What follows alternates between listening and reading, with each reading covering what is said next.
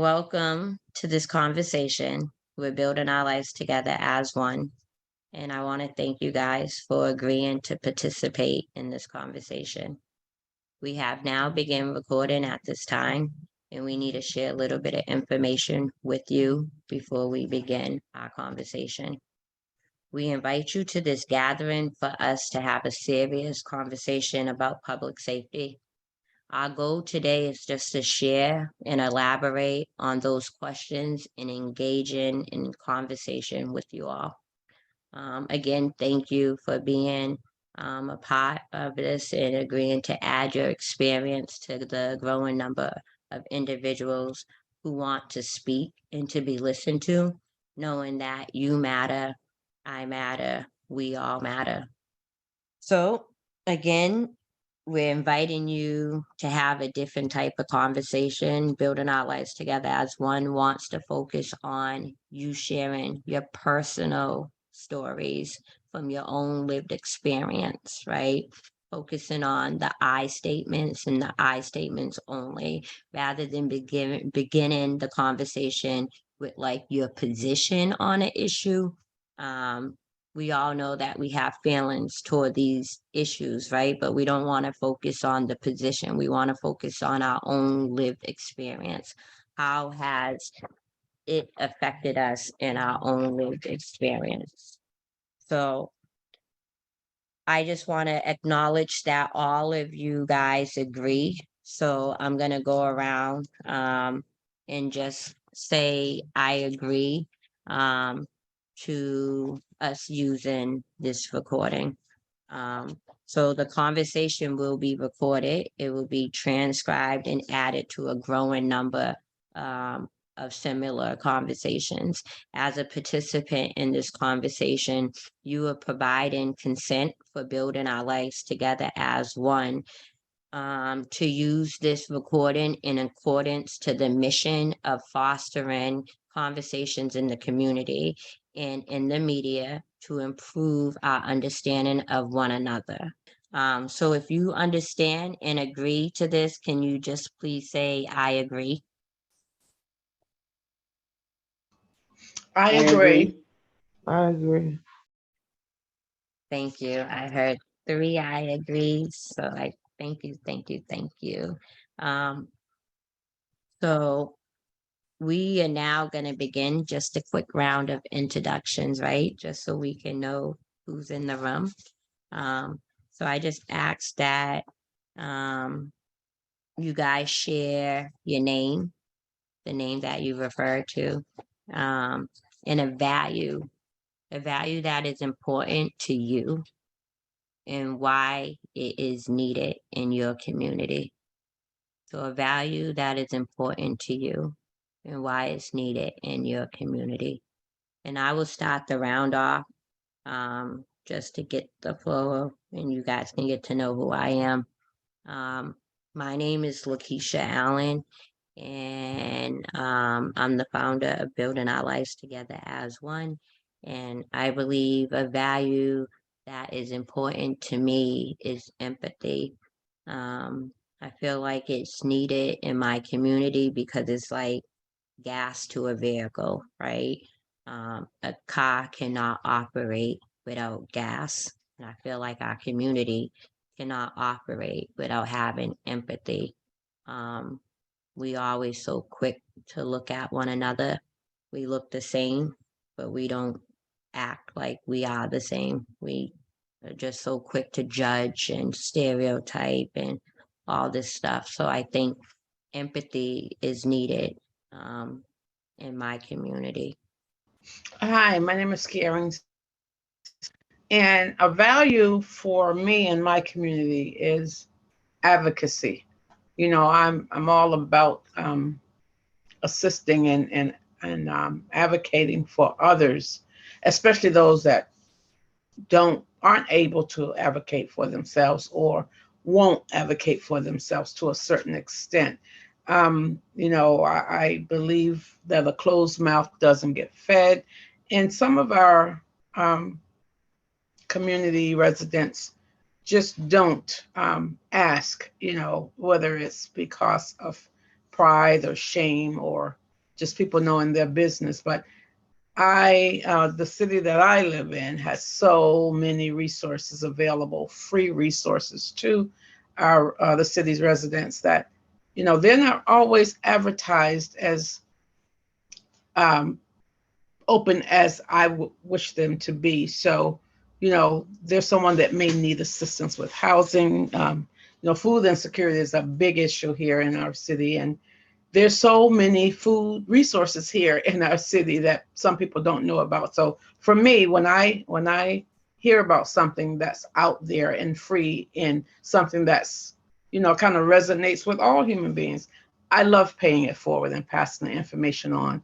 And it's all about advocating for me. If you know someone needs something, I believe that let me speak from an I standpoint. If I know that there's something that should be shared with whomever, I try my best to get it out there, whether it's email, text, calling someone, and especially senior citizens. As we get older, I'm in that category these days. I feel that, one day I may not be able to do that for myself, and I would love it if the resources are there, someone would advocate for me if I couldn't do it for myself. So I'm all about doing that. And that was my long explanation for saying why advocacy is in my community. I wouldn't have it any other way. Thank you. For me, I guess more activities, more curricular activities for the kids and the youth, as well. Yeah, as a mother, these kids, there's so much they can get into, unfortunately, that, just more something for the kids, anything for the kids, I'm all for it. Just more for the children. Affordable, after school programs and such, and just, more for the kids because they need it now more than ever. Just speaking from experience. Unfortunately, I have a child that's away right now. You know what I mean? My oldest, he's away, and just the stuff is out there. You just gotta get out there and parents gotta look, but sometimes it could be a money thing why parents don't do it, and that's why I said more affordable, activities for the children. That's it. Hi, my name is Rena. I can relate to both the ladies. One is advocate. I always been a people person. I like if I get information, I always pass it to even the ones I don't even know. You understand? As far as housing, I was going to housing. I was getting applications for Section 8 when they was available and just passing them out. You know what I'm saying? And trying to explain to the younger kids, like the 20-year-olds that didn't understand what the application was for. So I would explain to them, this is for you. When you get older, you'll have something to help you with housing and help you with the rent portion and things like that. And it made me feel good because now I know that a lot of them took initiative to it. You know what I mean? As far as these streets, I'm going through it now with my grandson. Being in these streets, the streets are very dangerous from the babies on up. Me myself, I will do anything to keep the kids off the streets from getting hurt, because it's a saying that these kids, black kids, are turning against each other, and what they're learning from the older crowd is that it's okay, and it's not okay. You know what I mean? So I'm struggling with that right now in my life. And it's taking a toll on me, but I'm not the one that's going to give up. I would do anything for when it comes down to our children, from babies to adults, because I'm going through each stage right now. And that's all I can say. I'm willing to do whatever it takes to keep these kids safe and keep these kids out of the street for being harmed in any and every direction. What does empathy mean to you? What does empathy mean to you? Having feelings for others, understanding others. Yeah, that's it. Empathy for me is also what she said, having feelings for others, um, trying to put myself in their shoes to get a better prospect of what they're going through, and seeing if there's any way I can help with that situation. You know what I mean? Um, I have empathy with a lot of people because it's like we're all going through the same situation in somewhat somehow. You know what I'm saying? And the thing is, when the people that's going through it need somebody else to lean on, you know what I'm saying? And that person gives you what you need to help you strive to make it better for these kids. That's how I take it. That's it. And this is Caring Cynthia. For me, empathy is kind of recognizing what an individual is going through. And even if I'm not going through that same thing, just kind of putting myself there and trying to relate to it, even if like I said, if I'm not currently going through it, I understand what a person is going through, and then possibly trying to share some kind of comfort, whether it's just verbal comfort or letting a person know I'm there for them, and just trying to relate to it, but feeling what others are going through. That's, for me, is what empathy is. I was feeling safe um, um, until I brought a family member home, and with that family member being out in these streets, getting caught up in all this danger, I'm not feeling as safe because I don't know where they're at. I don't know what they're doing. And I don't know if it's going to bring trouble to my home. So yeah, I was safe, but now I'm not feeling as safe as I was. Um, all I could do is be patient and pray God that everything will be okay, so I can feel safe again in my own home. I'm done with that one. Thanks for listening. This is Caring Cynthia. I can honestly say I feel safe, when I pray and ask my higher power, who I choose to call God, for guidance, to guide my steps, because I just sometimes don't know uh, which way to go. So, and that's not just physical steps, but we had a couple of break-ins to our home a couple of years ago, and it was once we were not at home each time, and after that, after the first time, I couldn't afford it, but I got security installed, and you just do not know how much that has helped, just knowing, that our house is secure with a security system 24/7. And if anybody tries to enter, whether we're here or not, it will trigger and be dispatched to where it needs to. But, it's just, I feel safe every time I put it on. And I sometimes have it on in the daytime when we're up and moving around, because that's just my comfort. That's what my comfort level is. That's what helps it. So yeah, just and having that security system installed has just made our lives better, and feeling more safe. Yeah, within our home. Thank Wow. you. I'll pass it to Cece. The time I felt most safe is, I guess, when we were all together, all four of us, me and my three kids. Like I said, now it's just the three of us. Because unfortunately, my oldest, he's in county jail, a 21-year-old. Yeah, he made some stupid choices. Excuse my language, but it's just being real. But yeah, I love him still. It's my child, of course, but that's when I feel most safe when all four of us are together. Just yeah. That's what I can say. Being around all my children, that's when I feel safe.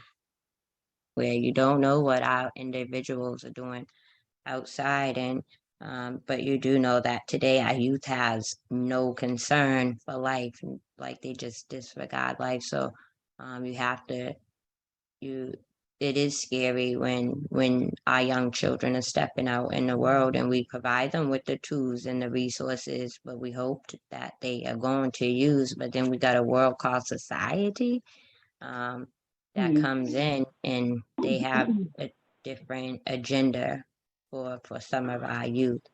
Um, so I could relate to them. This is Karen. Cynthia. When you asked that question, I don't know if you saw my face. I was like, ooh, because I know that food security, so being safe with the hunger thing, we have quite a few food pantries just in this local area of Dorchester where I live that are there, but I don't know how many people know about it. I know there's one place that have DoorDash deliver to their food pantry participants or recipients, I should say. So that and that kind of safety, from being hungry, hunger safety. Um, Tenant meetings, my just say where I live at, there's a Lena Park Community Center not too far from me, and they started having monthly tenant meetings around safety. And it just started last month. And then actually it's today. So also, another question is, what do I feel is? But what I don't feel we have enough of is just the police or security authoritative figures in the area. I see them. I can sit in my recliner looking out the window and see the blue lights, whether it's day or night, just running up and down. And this is a side street here, Harvard Street, but I can see out to Blue Hill where they're going up and down. What about the foot patrols? Getting out and being closer to the people. That's what I don't see. So I won't say it's that safety that I see. I won't call it safety when I see the lights going, because they're usually responding to something that's already happened. So, yeah. Oh no, the one. I'm gonna just say the one thing good going on is, like I said, people. Something like she was saying, just people out there that advocate for people, or that lets people know about certain services and certain things going on in the community that can help. It's a word, I can't think of that word, but like resources in the community. Just that's the one good thing, because there are people out there that trying to let the people know about, hey, check this out, or check this out, or go down here at 3 o'clock, go down here at 2 o'clock, and they can help you do this and that. And that's a good thing that's happening in the community. People out there passing out flyers, on certain services that people need in the community. I used to be all out in the street just to give support to whomever needed or whatever the situation used to be for me.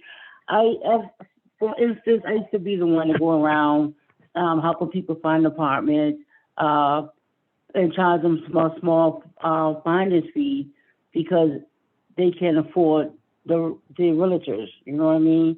The realtors want way too much just to help find people apartments. And I enjoyed that. I used to work with the handicapped and disabled children, which I love that as well. But due to the factor of me having type 2 diabetes and in and out the hospital, it slowed me down on a lot of things that I used to do that I love doing.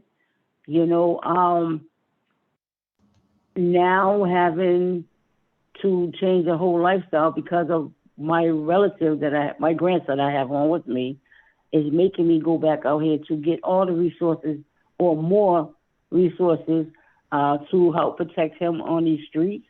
I have a few resource people that is working with me with that, but it's like I'm forced to do it now just to protect what's mine. Does that make sense? And I kind of miss it. I really do kind of miss being out there, but I'm also have passed out being out there due to the sugar. And I was kind of scared to be out there by myself. And now it's like I have to secure what's mine, pretty much. Keep not only my grandson safe, but these other kids that he's running with. Trying to do whatever I can do to get them one off the street, get them one help that they need. And they're also suffering and they don't have nobody to listen to or talk to for that matter.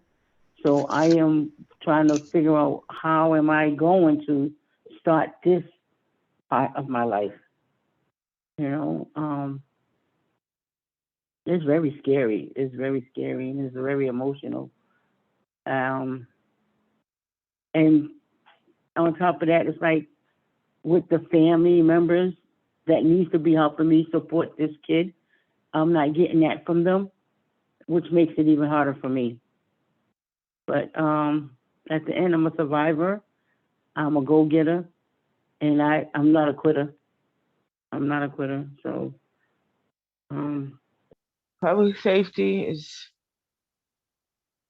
when you walking down the street and it's just not knowing if this is as these young people call it, a hood. And I look at my kids are young. I'm like, what are y'all talking about, a hood? What is that? Like, what do you do? Well, if my daughter would say, well, it's this whole, it gets on my nerves sometimes.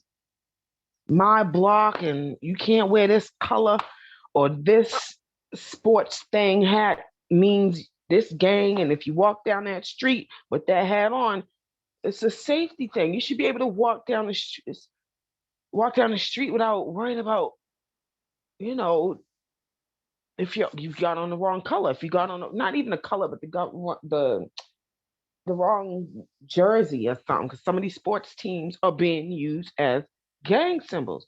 Oh, that sports team, that basketball team is this gang and that gang. My kids will be telling me, I'm like, what the hell, y'all? Y'all done turned the NBA into a gang. Like, what the? It's that's my thing. It's just in fear of walking, you don't know. I mean, I'm not into sports or nothing like that, so I ain't worried about it. But it's like, even then, you can't walk down the, because you can't. It's a safety thing. You don't know, and it's terrible. It's terrible. But far as a personal experience, like a lot of us, you done seen a little bit of everything. Being where I'm from, you've seen a little bit of everything. Unfortunately, nothing surprises me anymore. It just doesn't. But just that right there, the whole you're not being sure you're wearing the wrong thing, and something might happen to you, or young kids might approach you and take you lightly because you're older, and these young folks, it's crazy. There's too much. It's too much. But yeah, that's my thing right there. I can relate to all that. Number one, my son just finished. Well, my son just getting out of jail. He's been out for like 2 years now. He got 17 years old in his head. My son couldn't walk the streets of Boston, Massachusetts. They shot my car with my youngest daughter and my granddaughter in it. They shot up his grandparents' house, which the bullet just missed his grandfather. They shot up his godsister's car because he was in it. I couldn't walk the streets with my son because I was afraid of getting killed or hurt. You know what I mean? And this is why I'm so afraid of my grandson now, because he's leading that same path. You know what I mean? Which I'm trying to keep him out of that path, keep him from going down that path. It came to the point where my son also joined the gang and didn't tell me. He lied to me. It took me to go to Superior, Roxbury, Dorchester, West Roxbury Court to try to get his probation waived to get him to go to Job Corps. But when we go down to Roxbury Court, that's when I found out my son was actually in the gang. And out of retaliation, I punched my son in his face in front of his probation officer because he kept lying to me, you know. And this is the same path my grandson's going through. He's on Facebook. He got a gun in his hand. He got bullets. Actually, matter of fact, he just had bullets. I had to take him to to the police station to get the bullets out of my house. You know, thank God there was no gun and no drugs in my house. But that's just showing me that he's out here and he's into a little bit too much, that he don't recognize what he's doing, or he don't care about what he's doing. And this is why I say that I'm afraid to be in my own home. This is why I said I have to get my feet on the ground to go out here to protect what's mine. And not only what's mine, there's other kids, like I said, that's out here that's doing the same thing. And it's very scary and it's very hurtful that when you love someone, especially family, and they look you in your face and lie, they think they're protecting you when they're not protecting you. You know what I'm saying? They're putting you in danger and they're not realizing it. You know, thank God I didn't lose my son because he got pistol whipped. You know, my son took me through a whole lot, and that's what I don't want my grandson to go through. It's just hard. It's just hard. Trying to educate him what his uncle did that you don't want to go through. You know what I mean? And being a teenager has their own mindset, and they know everything. And in my grandkids' eye, they tell me I'm too old. I don't know what I'm talking about. You know, and now the more I sit up here and talk to my grandson, the more it's educating me on what he needs from me to help him to try to stay out these streets, you know. For instance, all last week he came home late. So Friday came and he wanted to go hang out. And I told him, no, you're in the house for the weekend.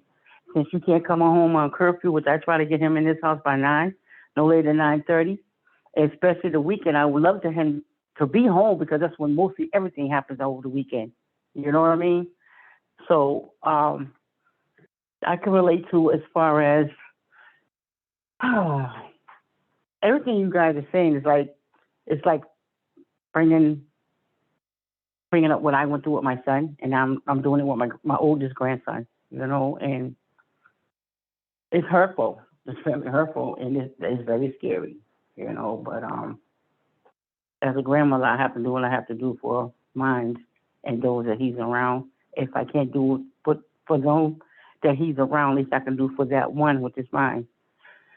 This is Caring Cynthia again, and I want to preface my response by saying I really empathize with everything that's being shared. You know, I'm not sure where. Well, actually, I do know the area for Lakeisha and Cece in terms of where they reside, but Raina, I'm not sure where you reside. But this stuff just is universal. You know, what we're going through is universal. So I really empathize with what we all are going through. To answer the question, I'm going back to that foot patrol thing, because whether it's Boston BPD, Boston Police Department, or whether it's the security team or company that's been hired for the complex that I live in. You know, I live in a complex of 60 townhomes, and they're hired to, you know, get out and patrol. But what they do is they drive up one street, turn down the next street, and then turn down the third street, and they're back out to wherever. A lot of times they're hired to certain days or nights to be on patrol for us when people are sleeping. You know, between 4 in the morning, midnight to 4 in the morning. You know, a lot of stuff does happen, you know, in the daylight as well. But, you know, to drive through the 3 streets and get out and clock in at 1, like the beginning, clock in to say we're here, and you get back in and drive away. I don't call that security, securing the area. And I've complained about it so many times, and they're going to check into it. And yeah. But that's just the and like I said, we were broken into twice. Once was on a Thanksgiving a few years back, and then it happened right again. It was actually happened September. Then we installed the security system, and it happened again at Thanksgiving. The security system went off, and they still came in and did whatever. And with the security system ringing, and they come through. They don't go through the back. They ride through the front. Get out and walk through the back and see what's going on behind people's houses, and that's not happening. And I'll finish up by saying I subscribe to the Citizens app on the telephone. Some of you may know what it is, and it lets you know where in the area that you live in where crime is happening. And on any given day or any given hour of the day, it just ping, ping, ping, and it's getting closer. It's close to where you live at. It's like so many feet, 600 feet away. I can look out the window and see what's going on, and that's really scary. And I used to walk out to the Dollar Tree, which is not too far from my house. And it just makes you afraid to even go to the corner store because people are getting jumped. People are getting older people. And it doesn't always have to be older people, but teenagers are beating up this older guy. 3. Why it would take 3 of you all to do something like that? Why do it at all? So that foot patrol, if you know that we're going to have foot patrol in the area, maybe you'll be less likely to try to hold someone up or carry this gun or this knife, and switch it up during the days. Don't make it recognizable when you're going to patrol. It's just, we need that. We really need that. And thanks for listening. Wow. This is our neighborhood. This is the neighborhood that we live in, because we're all living in Boston right now.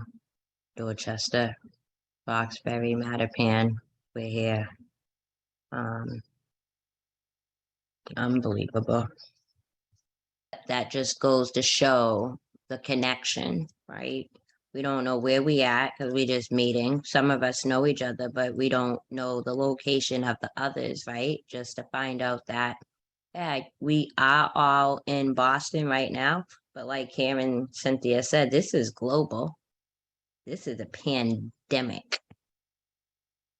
This is what we should be calling a pandemic. Plain and simple. This is a pandemic. Pretty much everything that has been shared, resonates with me, whether personal or not, because of the area that we share as a residence. But I will just go to the more personal situation regarding our youth being incarcerated. My son had experiences. He's a 30-year-old, about to turn 31 now, but high school, it started being in the wrong place at the wrong time, and racist, overzealous racist police officers, just wanting to make a case out of no case, or associating you with this person that they know is a known criminal or repeat offender, but just because you happen to be friends because of where you live, then you must be like them. And making such a case a fraudulent negative case where, just trying their best to make the courts think and the judge think that this is true when they actually know it's not true. And then you have the thing where your son or your nephews or the young male members of your family or relatives don't want us as aunties and moms and grandmoms to say anything because it makes it worse for them. You know what I'm saying? Don't say anything. I'll handle this. This is just the way it is. This is what we have to live with. And I'm like, hell no, it's not. But then again, we have to respect that for them, because at any given time, they will come up and harass them for no reason, and this is just what they do, so it's not right. But I have to respect what my family wants me to do or not do or speak out or what have you. But it's just a daggone shame that this is the way we live. And I've learned so much from them. You know, people that are innocent can be associated, guilt by association. You know, and it's just really, really bad that's what goes on. But again, you know, I know my son learned his lesson because a couple of incidents he was guilty, you know, and he's learned his lesson. Thank God, you know, and I choose to believe that because I see, you know, he's a young entrepreneur, and you never know what your child is doing, has his own place and all of that, and going on business trips and all that, and educating the family on, you know, eating healthier and this and this and that. So I could see a lot of positiveness in his lifestyle. But, you know, I guess as they grow up and the environment lends to some behavior. I can put it like that. Not all, but, you know, they choose what they want to do, who they want to follow, you know. Living between a gang and a project this way, and then we're in the middle, and then there's a project gang members 3 blocks down, you know, so we're in the middle. And if you got a friend over there, then you can't have a friend over there. And what the hell? It's just crazy way to live. It really is. The whole, like I said, having a son being incarcerated because like I say, he's currently at county jail now, right now. And she just spoke on something. How they say, hit the tooth on the nail hit the tooth, or whatever. You know how your grandma used to say it, the nail hit the tooth. And so, with my son's situation, it's the same thing going on with this case, kind of. Because when I went to court the other day, was you bringing up another name constantly. It's my son's court date, but you keep bringing up this other name. I keep telling her, I'm like, what the? I'm saying to myself, so that whole guilty by association, but I had to tell my son too, you can't, okay, that's your friend, your homeboy, your homie, or whatever y'all want to call each other. But I don't know. I don't know. These kids, man, like they say, they think they know everything, but don't know, you know what? But I don't know. There's just no words for it. It's these kids, man. It's a lot. It's a lot. It's a lot. But yeah, like I said, the whole part of, like I said, having a child incarcerated, or being a child that had a parent always incarcerated. My father, that was the only time we got to spend together when I was a child, was visiting day. My grandmother, which was his mother, would bring me and my brother up there to see him. But yeah, but when it's your child in there, it hits different. It hits different from an uncle or a friend being in there. Anytime it's your child, it hits different. But I told my son this, and I'm gonna say this too. And if I'm saying something wrong, y'all can let me know. But like I said, I was watching a movie. Everybody know Tupac. Everybody know Tupac. And the Tupac movie, All Eyes on Me. Now she said something in that movie that made sense. And I told my son the same. I said, you know what? And I told my son where I heard it from. I told him this is true. I'm sorry, but it's true. You being born a black man, you ain't did nothing. But you, just by you being born that, you got a target on your back. You're automatically born with a target on your back. And I keep telling him, like, they will, and like Tupac's mother said to him in that movie, they will give you the tools you need to destroy yourself. So you need to know, like, I keep telling him.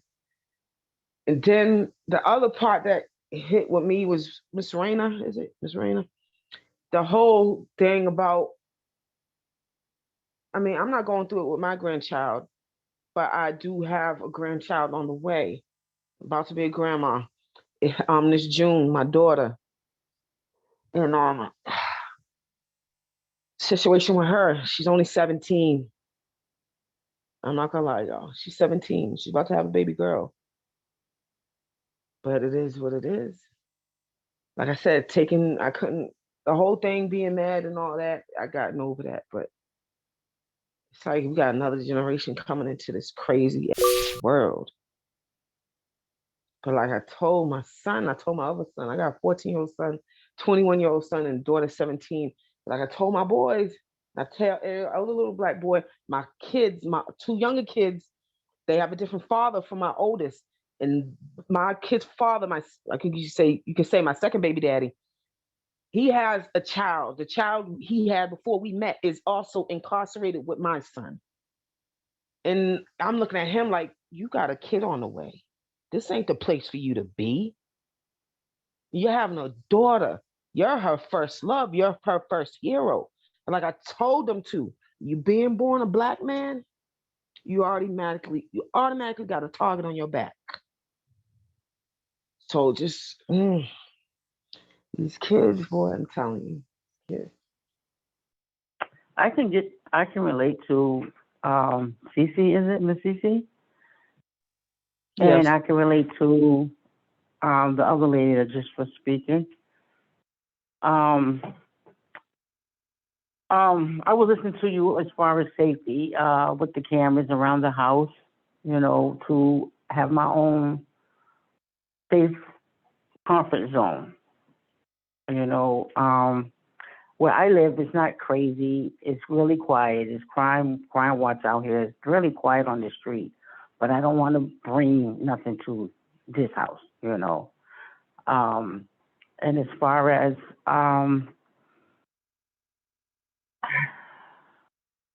the lady that spoke about incarceration with her son being incarcerated, it's not easy when it is your own child, as we both know now.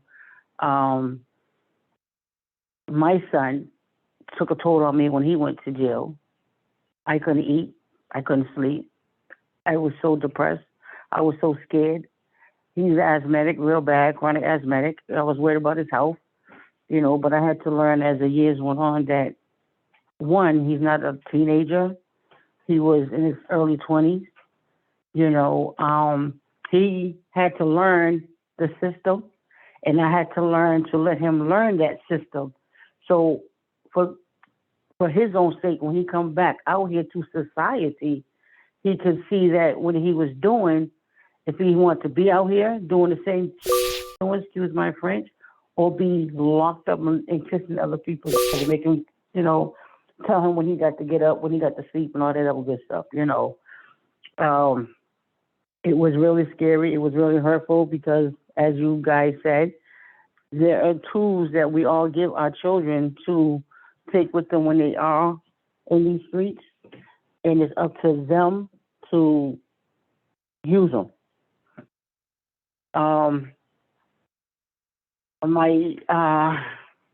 Right now, I was just talking to my son before you guys called in. My son's doing good. He's been out of jail for 2 years. He's working. He's staying on the street. He's doing what he should have been doing years ago. My son just turned 35 last month. So I'm trying to get my son to talk to my grandson about the situations, about these streets, because he knows about these streets. My son's been running these streets since he was 12. And it took for this time here for him to get locked up to realize the street's not for him. So I'm trying to get him to at least talk to his nephew and let him know that these streets are not good, being in these streets. And it's hard because my son don't live in Boston, and my grandson doesn't want to go out there. And when he was supposed to go out there, he just stayed out. He didn't bother to come back. But I'm done. I don't even know what to say about this. I'm done. I'm sorry, I'm done. I think that when we start having conversations that we're not used to having and not given the space to be able to have these conversations. We as a human, we become so used to like, we'll be okay, get up and deal with all of that that came from yesterday, and we get up and we go today. We get up and we go today, we deal with all the stuff that came from yesterday, and we get up and go tomorrow.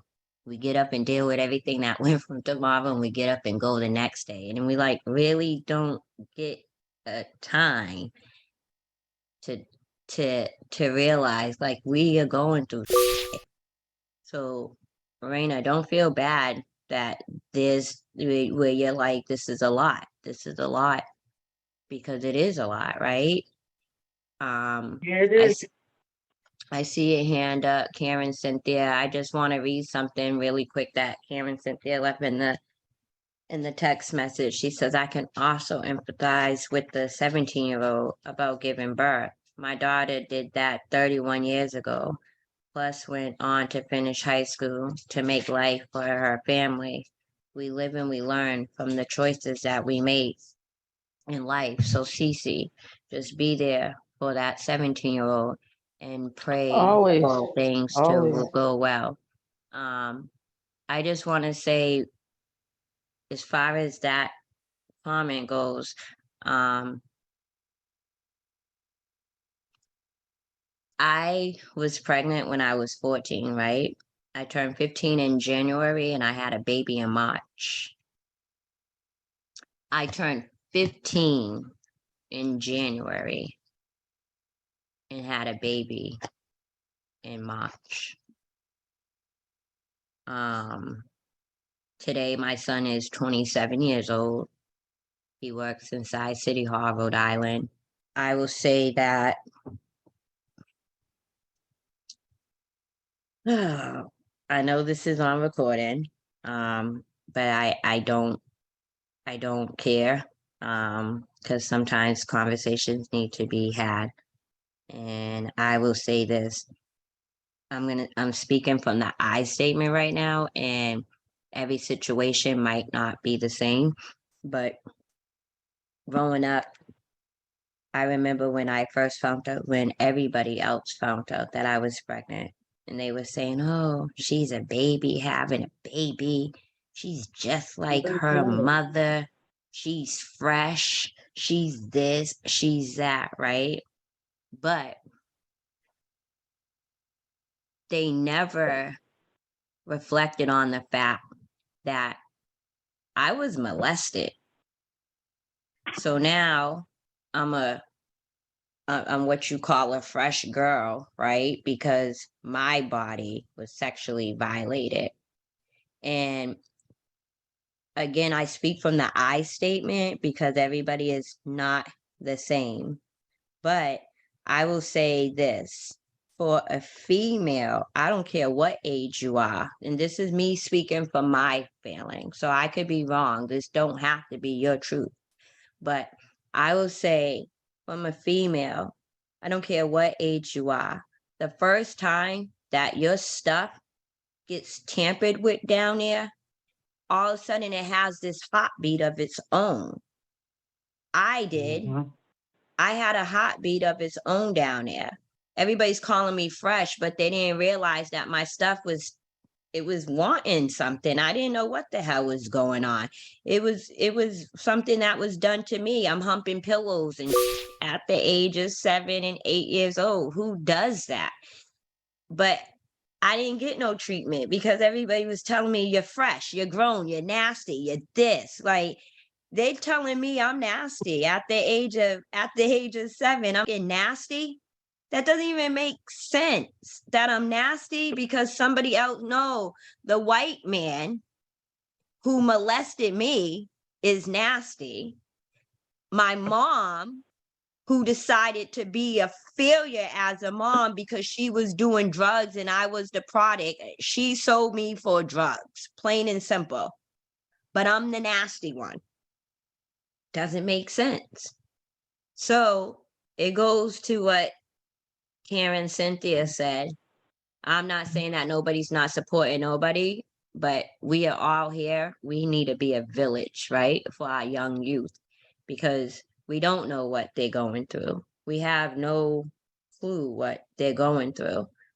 Cece, if you ever want to talk, love, my number is available. I believe I met you a few other places before. Your face looks very familiar to me.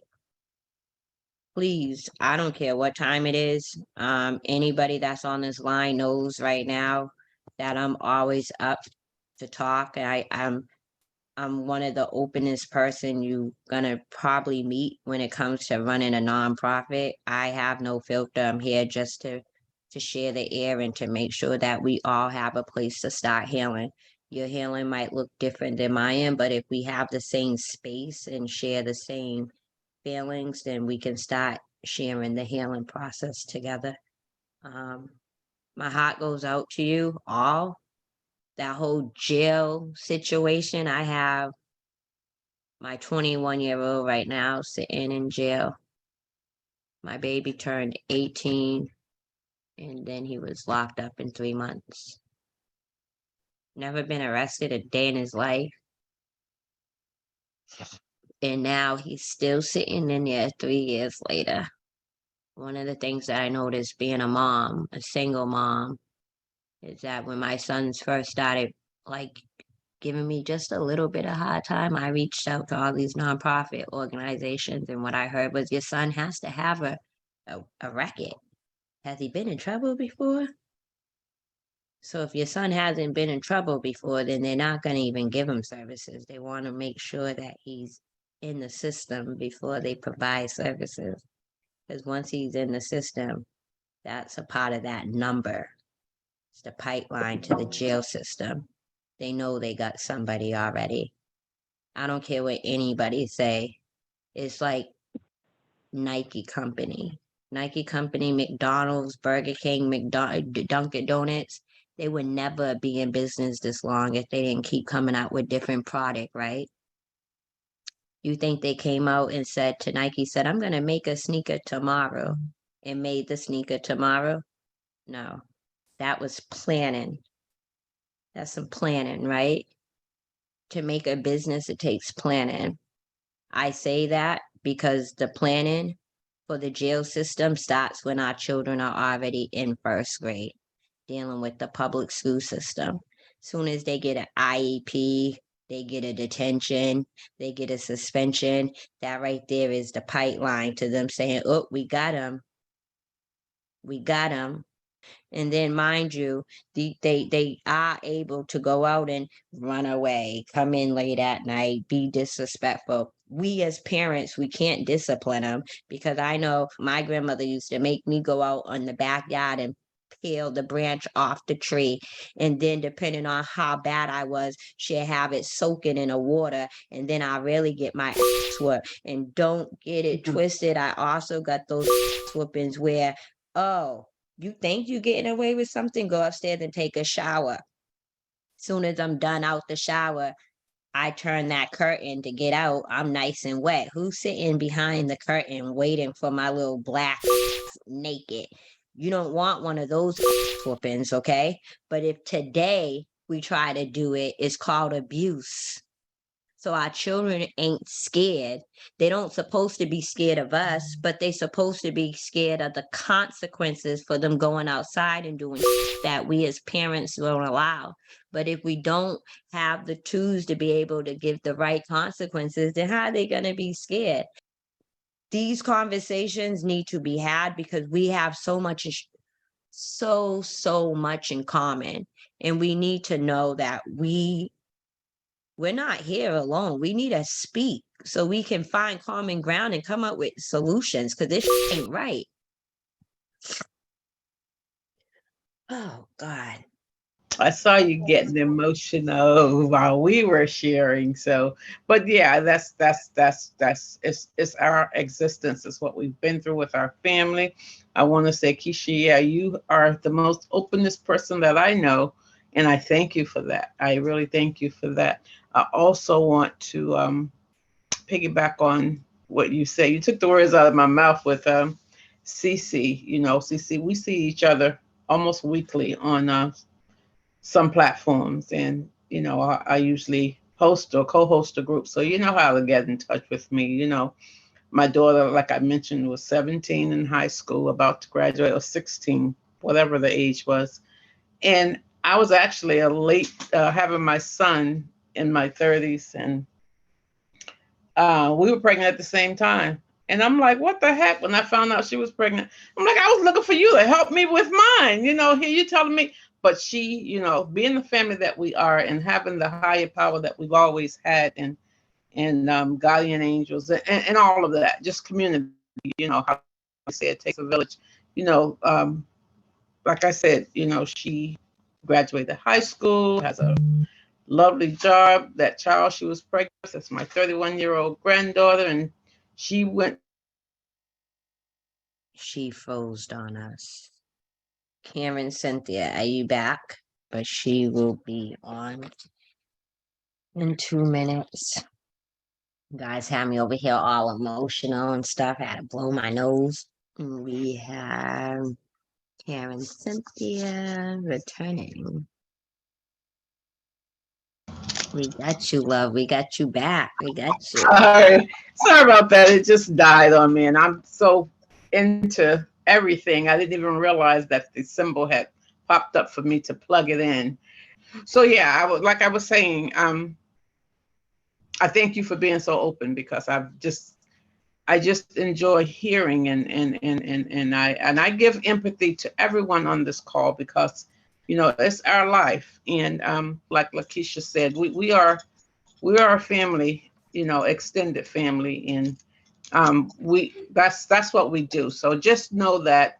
And then Raina, speaking about the prison system and all of that, you know, we would think that there was sorry about that. I think we probably was going to be off by then. You would think that our younger ones have learned from what the older ones have been through, but no. You know how we were once those ages, and we had to find out stuff for ourselves. So, but you know, like when my son was locked up, you know, his skin broke out. He had the biggest boil underneath his arm, and you know, you can't just go to the doctors when you want to. You have to wait for them to call you down and somebody to put in a slip, and the deodorant wasn't as good as it's supposed to be, and you know, you have to wait, you know. And then COVID was in at that time, and you know, people weren't practicing exposure, minimizing exposure in there, but there was nothing that you could do but put up with it. Thank God my son wasn't exposed to it in there. But you know, these are some of the lessons that we have to learn. You know, we all have lived and still living some of the same realities.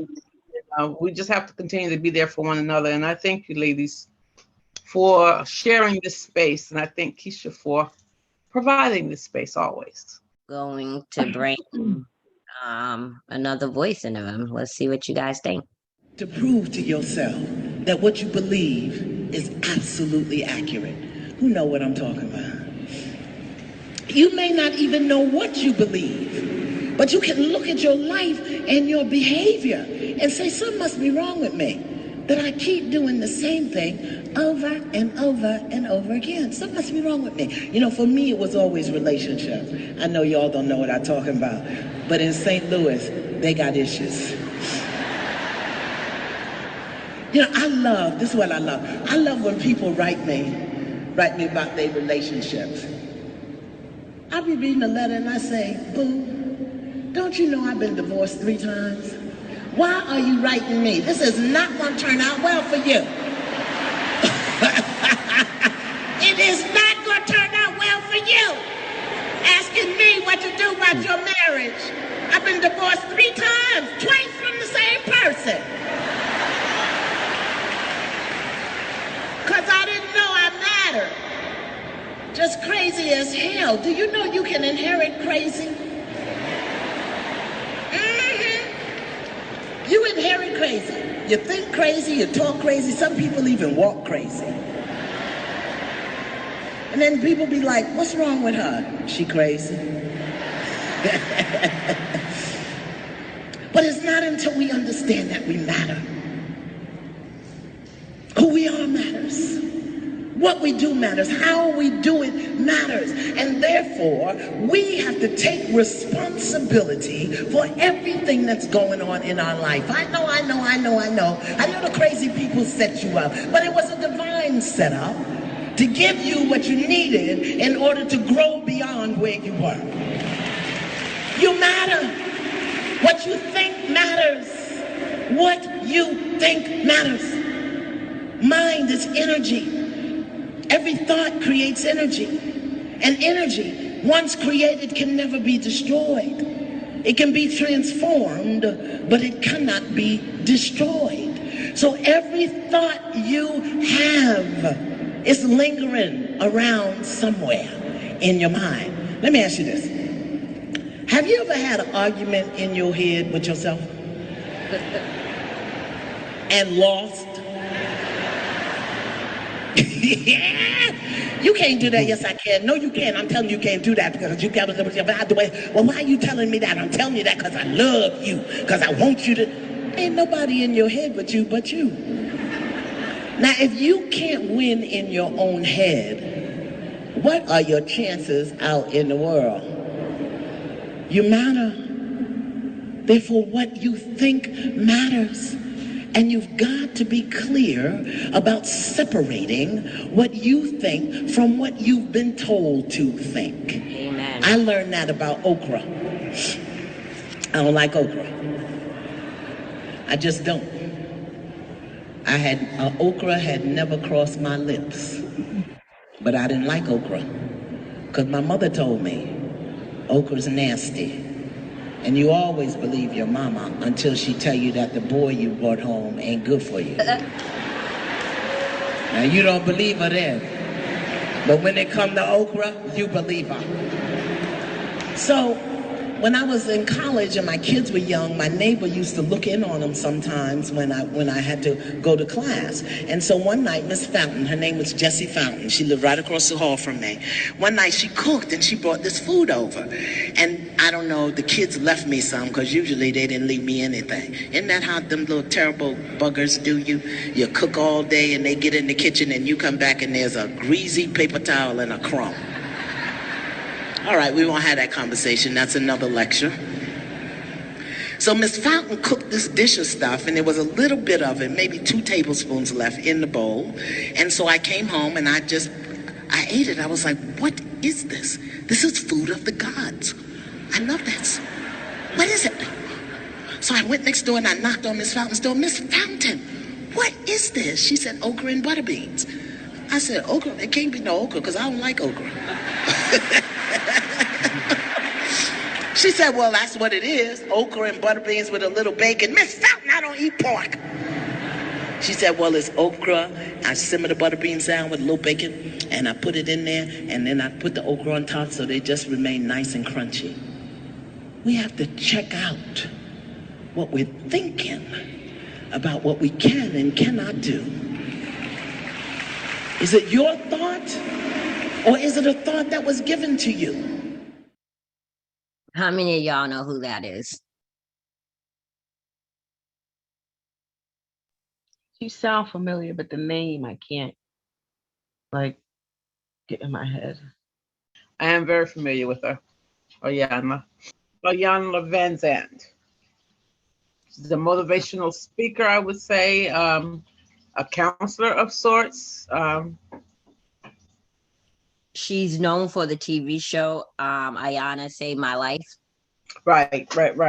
She's written numerous books. And she has definitely written numerous books. But if you're into TV, she has a TV show called Ayanna Saved My Life. She also has a book, and it's can't remember the book, but it got an inspirational quote for every single day of the year. Oh my God.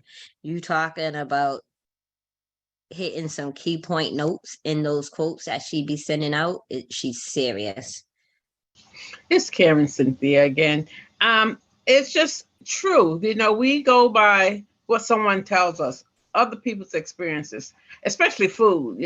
Someone tell you if it doesn't look good, or someone tells you what their experience was, or you just don't care to try it. We'll be quick to say we don't like it. A lot of stuff that our parents have said, our older adults in our family has said, we live by it. My mama always said, but have you experienced it for yourself? No, but this is what my mom said. But like she said, the minute that you try it for yourself, it's like, this ain't nothing like what mom told us, that type of thing. So yeah, we tend to live by what others say, sometimes. But then a lot of times some of us venture out on our own, without even listening to what others say, or taking in and living by what others say, because we have to, if not, we'll be stuck. You have to try things for yourselves. Like I said, you would think some of our younger generation took a lesson from Uncle so-and-so that got locked up, or brother this or cousin that, but no, that's what happened to them. It's going to be different for me, so we have to try it on our own. But yeah, I like Ayanla too. And Keisha, I want the name of that book. You know me as a daily inspirational person. I need that in my life. And I haven't even, look, I'm taking Keisha's word for it. I haven't even seen it, but I'm willing to get that title. Thanks. Yeah, I like hearing her talk. She is a very good motivator. Like knowing your worth, like the whole, being in that relationship, how it's not funny, but she said, I divorced the same man twice. I said, what? It's 2 times. But it's a similar situation I was in, and we were together. He had 2 of us, me and another lady pregnant at the same time. My daughter, her sister's 4 days younger than her. And yeah. And but same thing, like something like what she said, like I went back. Because what happened, my son, my youngest, he happened. So it's like, boom, I went, obviously I forgave and went back, but we're not together anymore. That's the thing. Like, that part right there, kind of similar, my situation.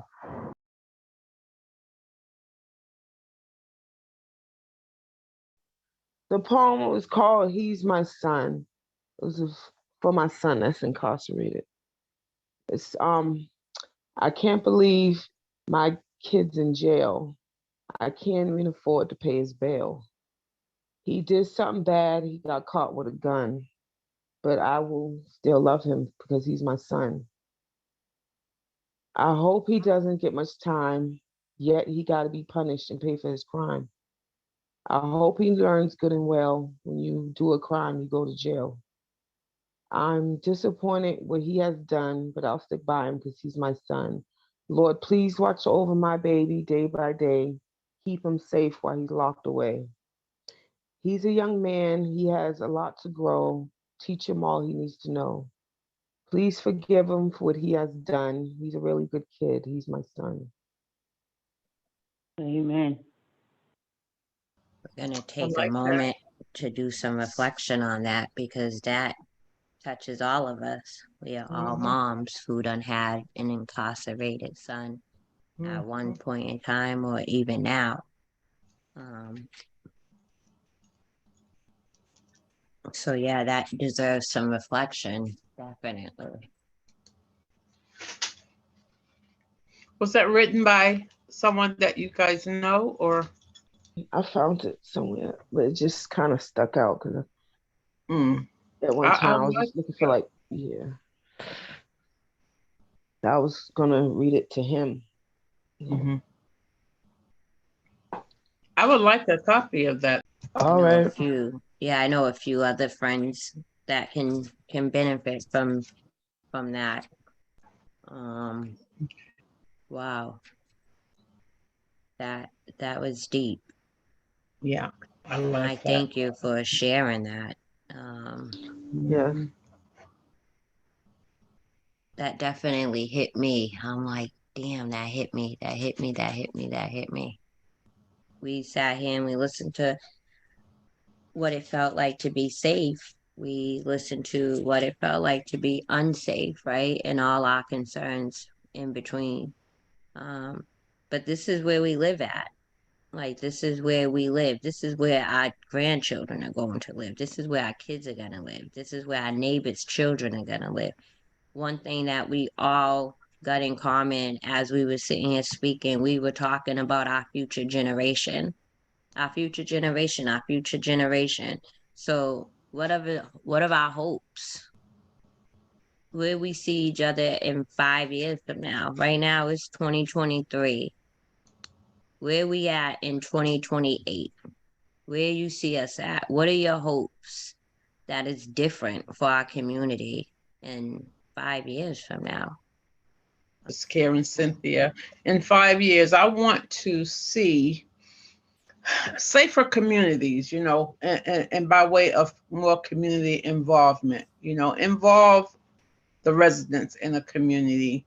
And when I say involve, make things accessible, and equal, increased equality, increased inclusion, invite us in, don't just stop separating us, increase the wages, increase the opportunities, increase the resources, increase EBT. It doesn't, if you get a penny over what the guidelines are, then you can't have it. So minimize those guidelines, because that it's not fair across the board, and then I think with all of that coming into play and staying in motion, we may have less crime, less violence, less theft. If we have our own, maybe we won't have to feel like we have to take it from others. So that's yeah, a safety, and then increased equality and inclusion, and that's kind of runs across the board. Thank you. I think Ms. Cynthia just said it all. Keeping these streets safer for these kids. Like back in the day, you didn't have no worry when your kid is outside, They can walk the street and they can be safe. And then on top of it, they have with the community itself looking out for each other's children to make sure that they're safe. And the one last thing is that this community needs to learn to stick with each other. You know what I'm saying? Because the more of us that stick together, the better the word to get out. More affordable housing, more, should I say, erase that, more affordable, reasonable accommodation housing. I myself, I'm born and raised in Boston. I'm living in another town way out in the, as they say, the boondocks or whatever they want to call it, way out, trying to get my things situated. And that's what I'm waiting on, a reasonable accommodation. Due to, my knees, they're not the same anymore. And the disease that I have in my knee, my bones. And just more, I'm not gonna, I don't want to disrespect Miss Cynthia. Just looking at her, I can tell she's an older individual, but no disrespect to my seniors, not at all. But, just what happens to the help for those who, when these diseases happen before that age. So I'm only 42 and I'm already going through this older person's disease, I guess you could say, or whatever. But more reasonable accommodation housing, more like activities, extracurricular activities for these children, and like the Boys Girls Club and stuff like that. Make it easier for low income to get in, because the kids need somewhere to go. And less of this, excuse my language, shit with the whole this gang business and don't step on my block, Lakeisha. This you got on blue, green, red, yellow. No, that's we don't do this on it. Cease. because it doesn't make sense. It just doesn't make sense. Just cease. Because like somebody was saying, you're living in the middle because you got gang A and then gang B and you're in the middle, and it's like you can't have friends from this one and you from that. Just hopefully that will what I just said ceased, because it's too much. It ain't doing nothing but getting people locked up and putting people in the grave, because it's just hopefully all that's just ceased and more things for these children to do. That's all. We definitely need more support, more resources, fair education around the board, fair housing, equal housing. This is affecting everybody from all over. It's not affecting Boston only. This is not a Boston thing. This is a pandemic. So, those are all the questions that I got for you guys. I want to know if you guys have any closing thoughts, any questions for me. What you guys got for me? Because this is your turn right now to ask me whatever it is that you choose to. Thank you for what you do. Like I came on saying, you are a busy soul, and I ain't mad at that. And I really appreciate you sending out the emails and keeping us in the loop, and finding the time to be involved. Like you gave me a whole week worth of time slots, and I can choose from that and be involved, as opposed to it's just going to happen now and that's my last chance. No, you give us the opportunity to stay involved, and it's educational, and it's this networking thing is what I do. Not that I want to give props to COVID, but COVID has brought me into this Zoomiverse and in networking with individuals that I probably would have never met, and they're not only in my city, they're across the country, so and beyond. So I do give props for this perk that has come about during the pandemic, but more importantly, back to this platform. When I first saw your name, and I'm like, that name sounds so familiar. And I think I remember your coffee hours or something that used to happen a few years back. And I'm like, okay, I do remember the name. And then when it was AVP, when I saw it was alternative violence, I'm like, oh, hell yeah, this is what we need. So kudos to you in your business sense and your empathetic soul, and I can go on and on. I see your head swelling right now, Keisha. No, I'm only kidding. But yeah, no, I'm you're like, deserving. But I'm you're like, deserving. hold on, You really are. is she like patting me on my back? Yep. I learned that. Yeah. So yeah, and then to meet, individuals, like-minded individuals, and others that are not so like-minded, but we have learned from each other. And like I said earlier, I appreciate sharing this space with you ladies. And I put my contact in the chat, and I'm here. Thank you.